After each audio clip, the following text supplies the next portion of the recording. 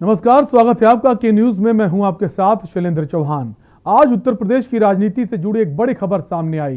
पूर्व नौकरशाह AK शर्मा को प्रदेश का उपाध्यक्ष बनाया गया है। तमाम अटकलें लगाई जा रही थी, उनको एक बड़ा पद दिया जाएगा, लेकिन ऐसा नहीं हुआ, जो दर्शाता है यूपी में योगी पावर को। इसी पर हम बात करेंगे। यूपी में सिर्फ महाराज।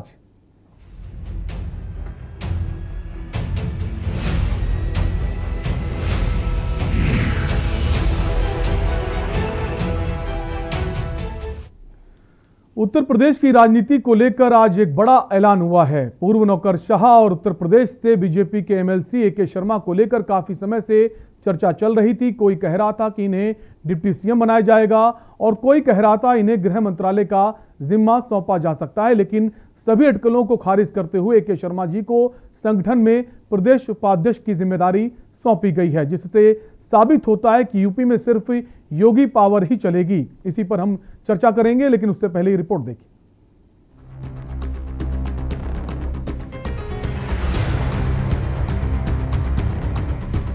उत्तर प्रदेश में अगले साल होने वाले विधानसभा चुनाव से पहले प्रदेश बीजेपी में काफी हलचल है। CM योगी को लेकर नेताओं की नाराजगी और कैबिनेट में बड़े बदलाव की खबरों के बीच अब पूर्व IAS अधिकारी AK शर्मा को बड़ी जिम्मेदारी मिली है। PM मोदी के साथ गुजरात से लेकर दिल्ली तक काम करने वाले AK शर्मा को यूपी बीजेपी का प्रदेश उपाध्यक्ष बनाया गया है। यूपी बीजेपी संगठन में भी कई बदलाव किए गए हैं। AK शर्मा के दिल्ली से यूपी पहुंचने के बाद ही तमाम तरह की अटकलें शुरू हो गई थी। राजनीतिक गलियारों में ऐसी भी खबरें थी कि CM योगी आदित्यनाथ के खिलाफ बन रहे माहौल के बाद AK शर्मा को डिप्टी CM का पद दिया जा सकता है। यहां तक कि CM योगी आदित्यनाथ को हटाने तक की खबरें सामने आई थी, जिन्हें बाद में बीजेपी की तरफ से खारिज कर दिया गया।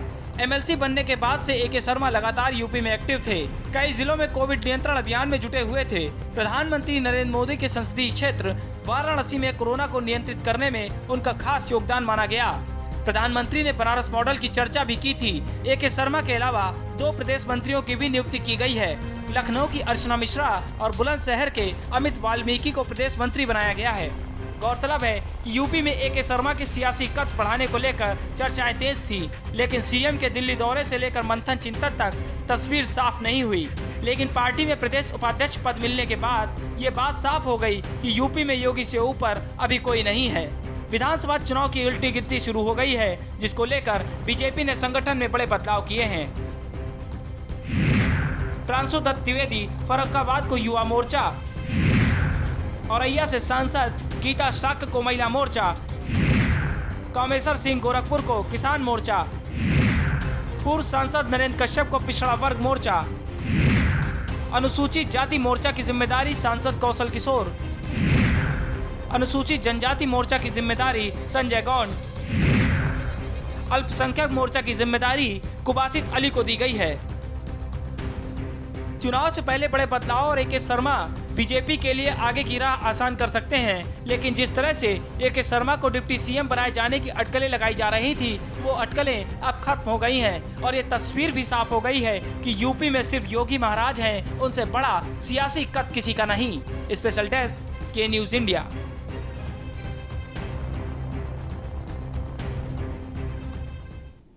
तो इसी को लेकर आज हम चर्चा करेंगे। हमारे साथ कुछ मेहमान हैं। सबसे पहले आपका उनसे परिचय करा देते हैं। हमारे साथ प्रधान संपादक है दुर्गेंद्र चौहान जी। सर, स्वागत है आपका।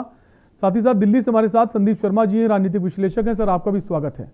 सबसे पहले दुर्गेंद्र जी, आपके पास आऊंगा। सर, महीनों से उठापटक चल रही थी खबर को लेकर, बैठकों का दौर जारी था AK शर्मा जी को कौन सा पद दिया जाए, और अचानक से उनको प्रदेश उपाध्यक्ष बनाया जाता है। कितना तर्कसंगत मांगते हैं सर इसको? शैलेंद्र ये कहें कि भारतीय जनता पार्टी या प्रधानमंत्री या संगठन, इससे कहीं ज़्यादा हम पत्रकारों को बहुत चिंता थी कि AK शर्मा साहब को क्या पद दे दिया जाए और योगी से क्या छीन लिया जाए। इसमें बहुत बड़ा योगदान हमारे आप जैसे पत्रकारों का है कि वो इस खबर को ओवर प्ले कर रहे थे। हम लगातार इस बात को कह रहे थे, और हम एक ऐसे जिम्मेदार चैनल जो हमने शुरू से कहा था कि भाई AK शर्मा है क्या, उनका भारतीय जनता पार्टी की राजनीति में क्या योगदान है। वो केवल उनकी एक बहुत बड़ी क्वालिटी है कि वो नरेंद्र मोदी की बहुत क्लोज रहे हैं, जो भारत के प्रधानमंत्री हैं। लेकिन भारतीय जनता पार्टी उत्तर प्रदेश के संगठन में उनका कौन सा योगदान है? जब तक वो गुजरात में मलाईदार पदों पर रहे होंगे शर्मा जी, वो अपने गांव मऊ कितनी बार आए होंगे मुझे पता नहीं, मुझे लगता है कि बहुत गिने चुने बार आए होंगे। तो राजनीति में का योगदान है? ऐसे व्यक्ति को क्या पैरासूट लैंडिंग कराकर या पैरा ट्रूपिंग कराकर सीधे सीधे आप किसी राज्य के ऐसे मुख्यमंत्री जो लगातार कोरोना में काम कर रहा हो, जो पॉलिटिकल व्यक्ति हो, संत होते हुए एक राजनीतिक व्यक्ति हो, जो 5 बार का सांसद रहा हो, आप 4 साल से ज़्यादा उत्तर प्रदेश जैसे बड़े राज्य की सरकार चला चुका हो, और सबसे बड़ी बात है कि जो महामारी है, जो महाप्रलय काल चला है, इसमें उस व्यक्ति ने जो जिनका नाम योगी आदित्यनाथ है, उन्होंने किस तरीके से चीज़ों को मोटिवेट किया, मैनेज किया। ऐसे व्यक्ति को चुनाव के समय ऐसे व्यक्ति को के पैरेलल क्या AK शर्मा जैसे व्यक्ति को, ठीक है वो IAS अफसर रहे हैं, उनको किसी नेता के अंडर में काम करने का बहुत अच्छा अनुभव होगा, किसी चीफ मिनिस्टर, किसी प्राइम मिनिस्टर के अंडर में काम करने का बहुत अच्छा अनुभव होगा, लेकिन बतौर ब्यूरोक्रेट, बतौर मिनिस्टर, बतौर संगठन उनका कोई बहुत अनुभव नहीं था। और मुझे लगता है ये बात बहुत साफ हो गई थी शुरुआत में ही, जब उनको MLC बनाने के बाद मंत्रिमंडल में शामिल नहीं किया गया तो ये बात बराबर हो गई थी कि वो मंत्रिमंडल में नहीं आ रहे हैं। लेकिन भारतीय जनता पार्टी के अंदर का एक बहुत बड़ा वर्ग जो कहते हैं, उन्होंने एक तरीके से ब्राह्मणों की नाराजगी को प्रोजेक्ट किया और कहा ब्राह्मण बहुत नाराज है। वास्तव में वो लोग बहुत नाराज थे। जो योगी के मंत्रिमंडल में भी 2-3 लोग ऐसे हैं जो उनके तमाम मनमाने काम नहीं हो पाते हैं, तो वो लोग भी बहुत नाराज हैं। कुछ और संगठन के नेता बहुत नाराज हैं। तो उन्होंने एक ऑरा क्रिएट किया कि योगी से ब्राह्मण बहुत नाराज है, और आड़ ली उस अपराधी विकास दुबे की। अब एक खुशी दुबे का प्रकरण चल रहा है। तो इस तरीके की चीजों को लेकर अपराधियों को आगे करके कहीं राजनीति होती है, कहीं ये चीजें संभव हैं। तो इस तरह की चीजें की गई और ताना बाना बुना गया, और एक हवा AK शर्मा को भी भरी गई। ऐसा नहीं, मुझे पता है सारी चीजों को, उनको भी एक हवा भरी गई कि भाई आप तो प्रधानमंत्री द्वारा पैरा ट्रूप हैं, आप सीधे उतारे गए हैं और आपको तो योगी जी भाव नहीं दे रहे हैं। तो कुल मिलाकर पहले उनको राजनाथ सिंह का घर अलॉट किया गया, फिर वो घर किसी तरीके से दूसरी जगह उनको शिफ्ट किया गया। यहाँ से चीज़ें चलती रही, बहुत नेपथ्य में जाने की जरूरत नहीं शैलेंद्र। लेकिन जो अभी हाल का घटनाक्रम है, पिछले 15 दिन से तो ऐसा लग रहा था कि उत्तर प्रदेश के कई पत्रकार, मुझे लगता है वो खुद ही, उनका बस चलता तो वो खुद ही जाके राजभवन में लेके शपथ ले लेते वो उत्तर प्रदेश कि भैया डिप्टी CM मुझे बना दो, शर्मा जी मैं ही हूँ। तो इस तरीके से बड़ा परेशान थे उत्तर प्रदेश के एक पत्रकारों का एक बहुत बड़ा जो धड़ा है वो बहुत ज्यादा परेशान था कि नहीं योगी कैसे हटें, उनका बस चले तो योगी जी को खींच कर कुर्सी से उतार दें। तो इस तरह की स्थितियां बनी। लेकिन ये पता था नरेंद्र मोदी बहुत बेहतरीन प्रशासक रहे हैं, बहुत कामयाब नेता हैं, वो यूं ही नहीं आगे बढ़ जाएंगे किसी एक लोकप्रिय मुख्यमंत्री के पैरेलल वो कोई ऐसी व्यवस्था खड़ी कर देंगे। मुझे इसका कतई पहले ना विश्वास था और ना अब है। अब कल भी जब सुनील बंसल और स्वतंत्र देव सिंह को बुलाया गया दिल्ली, तो फिर यूपी के पत्रकारिता जगत में खासतौर पर राजनीतिक हल्के में एक हवा क्रिएट करने की कोशिश की गई कि अब अभी कुछ ना कुछ तो बाकी है। सरकार में तो नहीं लग रहा, लेकिन संगठन में बहुत बड़ा फेरबदल होने जा रहा है। संगठन में कोई फेरबदल नहीं हुआ शैलेंद्र। आज जब सूची आई तो उसमें विस्तार हुआ, होना था मंत्रिमंडल का विस्तार, लेकिन संगठन में विस्तार होकर मामला रह गया। डिप्टी CM बनना था और डिप्टी वाइस प्रेसिडेंट बन गया। तो कुल मिलाकर स्थिति ये थी। अब शर्मा के सामने एक बड़ी चुनौती है कि आप संगठन में साबित करिए अपने आप को और संगठन आपको जाने, क्योंकि आपका जाना बड़ा जरूरी है। आप गली गली भटकिए चुनाव में, संगठन को बताइए, भारतीय जनता पार्टी के संगठन में जिल करिए। जब 22 में सरकार आएगी तब हम देखेंगे। तो कुल मिला के ये स्थितियां रही। जी सर, हमारे साथ संदीप शर्मा जी भी जुड़े, राजनीतिक विश्लेषक हैं, उनके पास भी हम आएंगे, लेकिन उससे पहले आपको 2 तस्वीरें दिखाते हैं। उससे पहले आपको 2 तस्वीरें दिखाते हैं हम। ट्वीट पर जो टशन चल रही है, ये ट्वीट सामने आया है AK शर्मा जी का। ये ट्वीट है, CM योगी को टैग नहीं किया उन्होंने। पहली तस्वीर आप देख सकते हैं, पहला जो ट्वीट था वो 5:34 पर है, जिसमें वो CM योगी को टैग नहीं करते हैं। फिर CM योगी का एक टैग है, वो ट्वीट है, जिसमें वो दूसरा ट्वीट वो जो है वो 6:50 का है, जिसमें CM योगी को टैग किया गया है। जी बिल्कुल जी सर। महत्वपूर्ण है। और इसको जरा समझ लें, हम दर्शकों को समझा दें। संजीव जी भी थोड़ा, मैं समय ले रहा हूँ, माफ़ी चाहूँगा संजीव जी कि हम लोग थोड़ा इस चीज़ को समझा दें, फिर आप जैसे विद्वत जन से हम लोग चर्चा करेंगे। तो बड़ा महत्वपूर्ण है ये ट्वीट का जो टसन है। अब इसमें क्या है कि ए.के. शर्मा जब उत्तर प्रदेश में आए तो ए.के. शर्मा पैरा ट्रूपिंग के जरिए एमएलसी बन गए। पता चला शर्मा जी आए तो कई जमे जमाए नेता, डिप्टी सीएम हमारे दिनेश शर्मा जी भागे भागे फिर रहे हैं उनके पीछे पीछे, कई केशव मौर्य जी भागे भागे फिर रहे हैं, स्वतंत्र देव जी भी हाजिरी लगाने के लिए पीछे पीछे घूम रहे हैं। तो ए.के. शर्मा साहब को कहीं गुमान हो गया कि भाई साहब ये जो नेता बता है ना, ये बिल्कुल उंगलियों में ही टहलते हैं और ये सब IAS अफसर उनको नचाते रहे हैं तो वो नचाएंगे। लेकिन बीजेपी संगठन बहुत मजबूत संगठन है और उसकी एक व्यवस्था है। तो उन्होंने क्या किया कि जब वो कोई काम करते हैं या कहीं, जैसा अभी हमने बताया कि कोविड काल में जो काम किया उन्होंने, बनारस की तरफ गए और अन्य जगह गए, तो उन्होंने क्या किया, जो भी काम करते थे तो नरेंद्र मोदी को टैग कर देते थे, यूपी बीजेपी को बिल्कुल भाव नहीं देते थे। वो यूपी ना स्वतंत्र देव को कोई टैग करते थे ना यूपी के नेताओं को, और एक दो चार लोगों को टैग करके छुट्टी कर देते थे। पिछले दिनों जब ट्वीट का टसन हुआ तो वो उत्तर प्रदेश के नेताओं को टैग करने लगे और ऊंट के जो पहाड़ के नीचे आया कुल मिला के। अब आज क्या हुआ, आज फिर वही टसन शुरू हुआ। जब उनको बनाया गया तो उन्होंने केंद्रीय और प्रदेश नेतृत्व को कोटि कोटि धन्यवाद दिया कि चलिए आपने मुझे संगठन में मौका दिया, बहुत बहुत धन्यवाद आपका। और पहले ट्वीट में वो स्वतंत्र देव को करते हैं, नड्डा को करते हैं, मोदी को करते हैं, लेकिन योगी आदित्यनाथ को इस ट्वीट में टैग नहीं करते हैं। फिर थोड़ी देर बाद पता नहीं क्या होता है, क्या घटनाक्रम होता है कि ये ट्वीट डिलीट हो जाता है। ये तो हमने इसको स्क्रीनशॉट ले लिया था, इसलिए हमने अपने दर्शकों तक पहुंचा दिया, क्योंकि मुझे पूरी आशंका थी कि ये ट्वीट आधा घंटे में डिलीट होगा या 15 मिनट में डिलीट होगा। और अब ये ट्वीट ट्विटर पर नहीं है। अगर हमारे दर्शक देख रहे होंगे तो इसको चेक कर सकते हैं कि ये ट्वीट अब ट्विटर पर नहीं है। तो इसको डिलीट किया गया। इसके ठीक 1 घंटे बाद योगी आदित्यनाथ को भी इसमें टैग किया गया। तो इस तरह की चीजें, ऐसा नहीं है कि चीजें खत्म हो गई हैं। तो इससे ये साफ है कि जो यूपी की पॉलिटिक्स है उसमें अभी भारतीय जनता पार्टी का पूरा भरोसा योगी आदित्यनाथ पर ही है, और वही जो 2022 का चेहरा है योगी आदित्यनाथ ही हैं और उन्हीं के नेतृत्व में ये जाएंगे। तो ये ट्वीट का टसन, ये ट्विटर का टसन मुझे लगता है आगे चलता भी रहेगा। लेकिन आज की जो ट्विटर कथा जो हम अपने दर्शकों को स्क्रीन पर दिखा रहे थे, वो इसके पीछे की कहानी ये है पूरी। जी, सवाल ये भी कि आपने जैसा कहा कि शुरू से जब ये बनारस भेजे गए, वहां जो स्थितियां थी कोरोना को लेकर, वो लगातार ट्वीट करते रहे और ट्वीट में सिर्फ नरेंद्र मोदी जी प्रधानमंत्री और JP नड्डा राष्ट्रीय अध्यक्ष हैं, उनको ही जानकारी देते थे। तो कहीं ना कहीं शुरू से जो इनका रवैया था वो शायद CM साहब को पसंद नहीं आया, उसको लेकर रार छिड़ गई कि कहा जा रहा है इनको बड़ी जिम्मेदारी दी जाएगी, इस वजह से CM साहब खिलाफ हो गए इनके। नहीं, एक देखिए, एक जो पॉलिटिकल व्यक्ति है, हम सब जानते हैं, जो पॉलिटिकल व्यक्ति है जल्दी भाई अपने आप वो किसी सीधे जो पैरा ट्रूपिंग के जरिए आने वाला है, पैरासूट के जरिए लैंड करने वाले किसी ब्यूरोक्रेट को, जो अभी हाल में अपना जो ब्यूरोक्रेसी को छोड़कर आया हो, उसको अपने सिर पर कैसे बैठा लेगा। और योगी आदित्यनाथ तो कतई नहीं, उनका स्वभाव जानता है कि वो एक ईमानदार नेता हैं और उनके ऊपर कोई एक जो कालिक की एक टिपकी तक नहीं लगी हुई है। तो वो क्यों झेलने वाले किसी को, ना उनसे राग द्वेष, धन संपत्ति, लोभ लालच, इनसे कोई मतलब है नहीं उनका। तो वो क्यों झेलने वाले, वो तो 100% ईमानदार नेता हैं। बिल्कुल ठीक है, उनका मिजाज अपना है, उसको लेकर लोगों को शिकायतें हो सकती हैं, लेकिन वो बिल्कुल 100% ईमानदार हैं, इसमें कहीं कोई संदेह नहीं। तो एक जमाए राजनीति के ऊपर आप किसी व्यक्ति को उसके कंधे पर बैठा देंगे तो विक्रम बैताल वाली स्थिति कर देंगे। तो जाहिर सी बात, जो योगी जी ने जो जिस तरीके से एक संगठन के अनुसार में रहकर उन्होंने प्रतिवाद किया, वो उन्होंने किया होगा, मुझे ऐसा लगता है निश्चित तौर पे। बिल्कुल।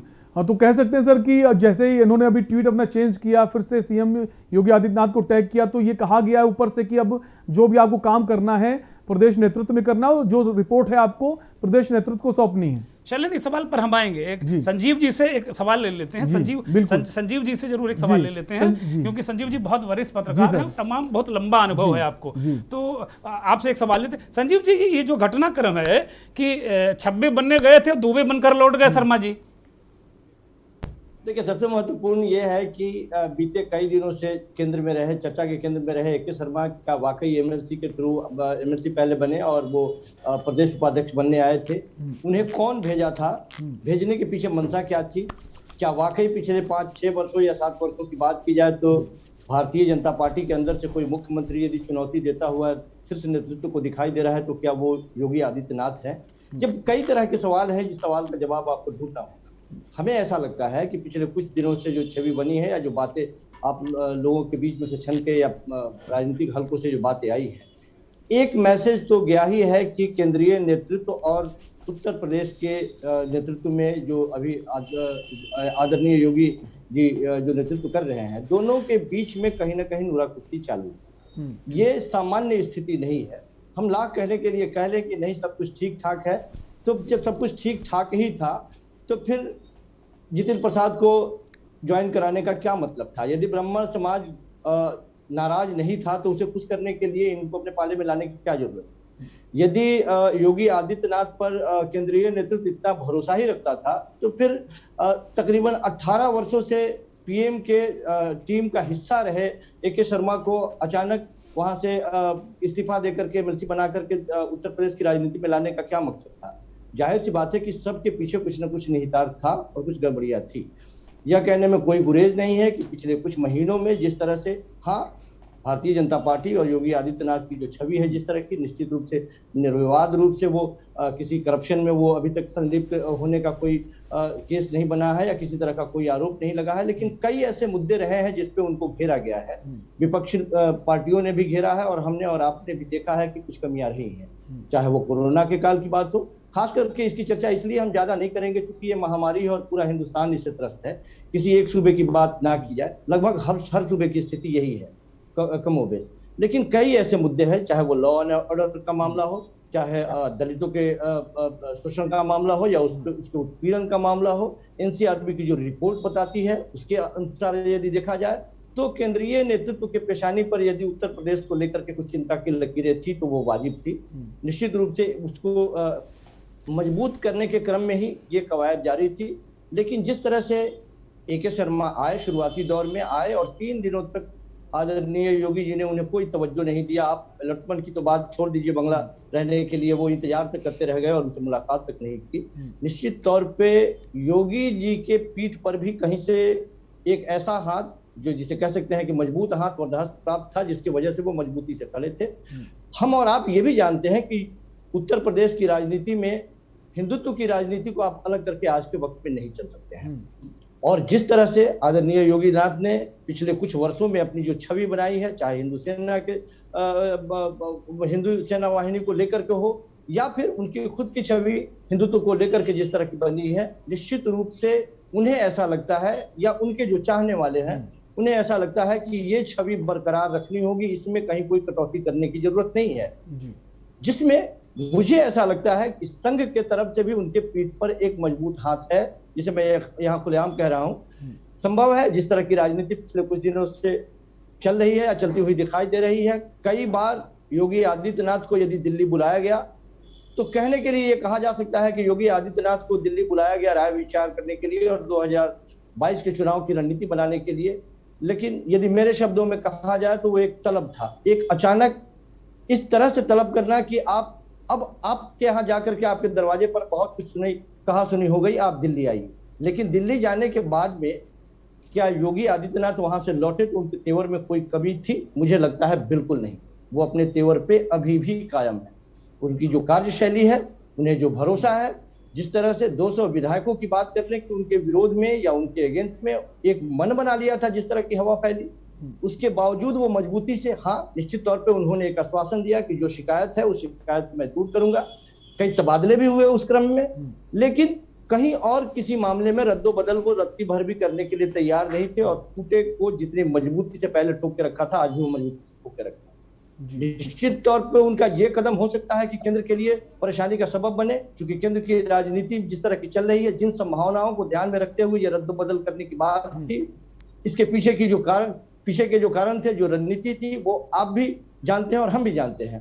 लेकिन जितनी मजबूती से योगी आदित्यनाथ ने उत्तर प्रदेश में अपने पैर को जमाया है और ये मैसेज दिया है कि हम सब कुछ और ये ऐसा अचानक एक दिन में नहीं हुआ है। केंद्रीय नेतृत्व से ही योगी आदित्यनाथ जी ने ये सीखा है कि किस तरह से हम अपने मन से, यदि हम सत्ता चलाना है, यदि हम सार्वजनिक जीवन में हैं और इस तरह से लोगों का स्नेह यदि हमें मिला है, तो किस तरह से मजबूती से हमने कोई फैसला कर लिया तो कर लिया। एक सवाल संजू जी ये भी उठता है कि लगातार केंद्रीय नेतृत्व की तरफ से फीडबैक लिया जा रहा था, कभी डिप्टी सीएम केशव प्रसाद मौर्य को बुलाया जाता है, फिर कभी दिनेश शर्मा जी को बुलाया जाता है, फिर वहाँ सबसे फीडबैक लिया जाता है। और स्वतंत्र देव सिंह को भी अभी हाल ही बुलाया गया। तो कहीं ना कहीं फीडबैक लेने के बाद जब उनको लगा कि मुख्यमंत्री ही के रूप में हम चुनाव लड़ सकते हैं, तो फिर अगर ये पद जो ए के शर्मा जी को दिया गया उपाध्यक्ष का, ये ना भी देते तो चलता, क्योंकि बहुत बड़ी जिम्मेदारी वाले पद तो ये नहीं है। जिम्मेदारी पद तो अध्यक्ष का है, जो प्रदेश अध्यक्ष स्वतंत्र देव सिंह है। तो ये पद दे के ये दिखाने की कोशिश की गई है प्रदेश में कि जो पावर है वो सिर्फ और सिर्फ मुख्यमंत्री योगी आदित्यनाथ के पास ही है। बिल्कुल, हम आपके बात से 100% सहमत हैं कि इस पूरे प्रकरण से एक मैसेज तो गया ही है राज्य की जनता के लिए, आदरणीय योगी नाथ जी की तरफ से, आदित्यनाथ जी की तरफ से, कि इस पे इसलिए मैंने कहा कि कोई भी रद्दो बदल करने के लिए वो तैयार नहीं है। और ये संगठन, मैंने कहा कि 18 वर्षों से जो प्रधानमंत्री कार्यालय से ज्यादा मजबूत जगह उनको मिला है क्या? आप हमें बताएं। निश्चित रूप से नहीं मिला है। वो जिस जगह से आ रहे हैं उस जगह पे बहुत ज्यादा मजबूती से काम कर सकते थे और कर ही रहे थे वो। लेकिन जिस उम्मीद में वो आए थे, जिस उम्मीद में और आए थे, अपने से नहीं आए थे, उनको भेजा गया था। इसीलिए मैंने कहा कि ये दोनों के बीच के कड़ी को समझने की जरूरत है कि वो अपने मन से नहीं आए थे, उनको भेजा गया था। और जिस उम्मीद से भेजा गया था, उन उम्मीदों पर योगी जी ने बिल्कुल पानी फेर दिया है। और इसके पीछे की मजबूती, जैसा कि मैंने बताया कि संघ के का मजबूत एक हाथ उनके पीठ पे है। निश्चित रूप से संघ भी ये चाहता है कि जिस तरह की एक हिंदुत्व की छवि, एक भगवा की छवि जो साफ तौर पर मुख्यमंत्री में देखी जा सकती है। हाँ दुर्गेश सर, आपके पास आएंगे। ए के शर्मा जी को तो पद दिया गया, इस पर हमने चर्चा की, लेकिन साथ ही साथ कुछ और भी बदलाव हुए हैं। अगर भाजपा की एक प्रमुख इकाई है युवा मोर्चा, उसमें प्रांशुदत्त द्विवेदी की एंट्री हुई है। हम चाहेंगे सर उनके बारे में कुछ आप बताएं। देखिए शैलेंद्र, अभी संजीव जी ने बहुत ही सारगर्भित तरीके से एक पकी पकाई बातें दिल्ली के स्तर पे बताई और लखनऊ के स्तर पे बताई। अब जो इसमें देखा जा रहा है, ये बीजेपी संगठन में कोई बदलाव नहीं हुआ है। अगर 1 इंच योगी आदित्यनाथ पीछे नहीं हटे हैं तो स्वतंत्र देव भी 1 इंच पीछे हटे नहीं हैं। ये विस्तार कर लिया उन्होंने। योगी जी ने अपने मंत्रिमंडल का विस्तार नहीं किया, लेकिन स्वतंत्र देव ने अपने संगठन का विस्तार कर लिया, बदलाव नहीं किया। ये जो लोग बदलाव कह रहे हैं, हमारे पत्रकार साथी या जो अन्य तमाम लोग, ये बदलाव बिल्कुल नहीं है, क्योंकि इसमें किसी भी व्यक्ति को संगठन से हटाया नहीं गया है, इसमें विस्तार किया गया है। अब आप देख लें, जिन बातों की अभी संजीव जी चर्चा कर रहे हैं कि नाराजगी है, ब्राह्मणों की नाराजगी है, तमाम जो डैमेज की बात की गई, जितनी बातें योगी के खिलाफ की गई थी, इस संगठन के इस बदलाव में उनका जवाब है जी। इस जो आज 10 जो संगठन के, क्षमा कीजिएगा, बदलाव नहीं, विस्तार है, और इस विस्तार में उन सवालों का जवाब है। अब आप देख लीजिए कि 10 पदाधिकारियों की नियुक्ति हुई है, उसमें 3 खांटी ब्राह्मण हैं, 20 बिस्वा वाले, जो उत्तर प्रदेश में कहते हैं 20 बिस्वा वाले खांटी ब्राह्मण हैं। ठीक है, शर्मा जी का बिस्वा मुझे पता नहीं, पंडित हैं वो जी। अर्चना मिश्रा लखनऊ की हैं, ये भारतीय जनता पार्टी महिला मोर्चे की दावेदार थी, इनको प्रदेश मंत्री बना दिया गया है। ठीक है, और इसी तरह जो प्रदेश मंत्री इसमें भारतीय जनता पार्टी के थे, आपके प्रांशुदत्त द्विवेदी, प्रांशुदत्त द्विवेदी को युवा मोर्चे का प्रदेश अध्यक्ष बना दिया गया है। युवा मोर्चा में हाल में भी देखा गया बहुत दिनों तक कि पिछड़े वर्ग का नेता ही, चाहे वो यदुवंश हो, चाहे इससे पहले के नेता, ज्यादातर लोग इसमें, स्वतंत्र देव भी युवा मोर्चे का अध्यक्ष रह चुके हैं, पिछड़ा अति पिछड़ा नेता रहा है, और महिला मोर्चे में बहुत लंबे समय से अगले वर्ग के नेता रहे हैं। तो अब ये देखिए कि 10 में 3 ब्राह्मण कर दिए गए। अब ब्राह्मण कौन सा? प्रांशुदत्त द्विवेदी, फरकाबाद। जब पुराने लोग राजनीति में, पत्रकारिता में वो जानते हैं कि ब्रह्मदत्त द्विवेदी कल्याण सिंह की कैबिनेट में ताकतवर मंत्री, राजस्व मंत्री और मुख्यमंत्री का चेहरा। उस दौर में अगर कोई परिवर्तन होता, अटल जी चाहते थे कि मुख्यमंत्री ब्रह्मदत्त द्विवेदी बने, और कल्याण सिंह ने अटल जी के खिलाफ बिल्कुल बिगुल फूंक दिया, डंका बजा दिया। उन ब्रह्मदत्त द्विवेदी के बेटे हैं प्रांशुदत्त द्विवेदी, भारतीय जनता पार्टी के संगठन में वो थे, प्रदेश मंत्री थे भारतीय जनता पार्टी के। उन्हें युवा मोर्चे की कमान दी गई, एक कुलीन ब्राह्मण को युवा मोर्चे की कमान दी गई, युवाओं को रिझाने के लिए। और प्रांशुदत्त के बड़े भाई सुनील दत्त द्विवेदी एमएलए हैं, 3-4 बार चुनाव हारे, लेकिन इस बार जीत गए 17 की लहर में, और एमएलए हैं वो। तो अब ये इससे ज्यादा भाई ब्राह्मणों को संतुष्ट करने की कौन सी व्यवस्था हो सकती है? ए के शर्मा ब्राह्मण, अर्चना मिश्रा ब्राह्मण, प्रांशुदत्त ब्राह्मण, 10 में आप 3 ब्राह्मण हो गए, 30% का आरक्षण इसमें हो गया। अब सबसे ज्यादा फोकस दूसरा किया गया अति पिछड़ा में। महिला मोर्चे की अध्यक्ष सांसद गीता साक्य हो गई, एमपी भी हैं और गंभीरता जिसको लिएगा महिला मोर्चे की ये अध्यक्ष बनाई गई प्रदेश की। अभी तक इसमें चाहे कमलावती सिंह हो, चाहे दर्शना सिंह, जो जितने लोग रहे हैं इसमें, अभी तक वो महिला मोर्चे में अगले वर्ग के ज्यादातर लोग रहते हैं। किसान मोर्चा कामेश्वर सिंह को गोरखपुर से आते हैं, थोड़ा बहुत एज मिल गया। किसान मोर्चे का मैं बहुत ज्यादा कोई मानता नहीं हूं कि भारतीय जनता पार्टी की किसान राजनीति बहुत ज्यादा उस तरह चलती नहीं। अनुसूचित जनजाति मोर्चे का अध्यक्ष बनाया गया कौशल किशोर, लखनऊ के मोहनलालगंज सीट से सांसद हैं और अभी कोरोना काल के दौरान बहुत सारी चिट्ठी पत्री इन्होंने लिखी और ये परोक्ष रूप से योगी महाराज पर निशाना इन्होंने साधा। तो इनको भी एक संगठन जिम्मेदारी दी गई कि भाई सांसद जी बातें करने से काम नहीं चलेगा, चिट्ठियां लिखने से संगठन और सरकारें नहीं चलती, अब जरा आओ मैदान में काम करो। तो इनको भी एक जिम्मेदारी दे दी गई। अनुसूचित जनजाति के संजय गौड़ हैं, एक अनुसूचित जनजाति जो ट्राइब्स है उसको एक 3-4% उत्तर प्रदेश में 3% या 2% मुझे लगता होंगे गौड़ जाति के लोग, उनको भी ये बताया गया है। और अल्पसंख्यक वर्ग से कुंवर बासित अली हैं। भारतीय जनता पार्टी एक कॉस्मेटिक तरीके से दिखाने के लिए अल्पसंख्यकों की राजनीति करती है, लेकिन बहुत ज़्यादा उसमें कुछ कहने की आवश्यकता नहीं है। तो साफ साफ जो ये 10 विस्तार में जो 10 लोग इंक्लूड किए गए हैं, इसमें पूरा संगठन का एक रोड मैप तय हो गया है और ये बताया गया है कि कौन कितना नाराज है और किसको कितना हमने कर दिया। तो सारे सवालों का जवाब जो योगी के खिलाफ सवाल उठ रहे थे, इन जो संगठन के 10 जो विस्तार में है, जो 10 लोगों को विस्तार में जगह दी गई, इसमें सारे सवालों का जवाब दे दिया गया है। तो कह सकते हैं सर पिछड़े और ब्राह्मणों का ख्याल रखा गया है। बहुत बहुत शुक्रिया सर चर्चा में जुड़ने के लिए, दुर्गेश सर आपका, और साथ ही साथ संजीव जी आपका भी बहुत बहुत शुक्रिया। समय का अभाव हमारे पास, अपने कार्यक्रम को हमें यहीं विराम देना होगा। तो संगठन में बदलाव नहीं कहेंगे, हम विस्तार कहेंगे। संगठन का विस्तार किया गया, कहा जा रहा था कि मंत्रिमंडल का विस्तार होगा, लेकिन यहाँ संगठन का विस्तार हो गया। और ए के शर्मा जी को लेकर तमाम सारी अटकलें लगाई जा रही थी, उस पर अब विराम लग गया। हालांकि अभी प्रकोष्ठों और कई जो आयोग हैं उनमें अभी और जिम्मेदारी देना बाकी है। देखने वाली बातों की फिलहाल इस चर्चा में इतना ही। बाकी खबरों के लिए बने रहिए के न्यूज़ इंडिया के साथ। नमस्कार।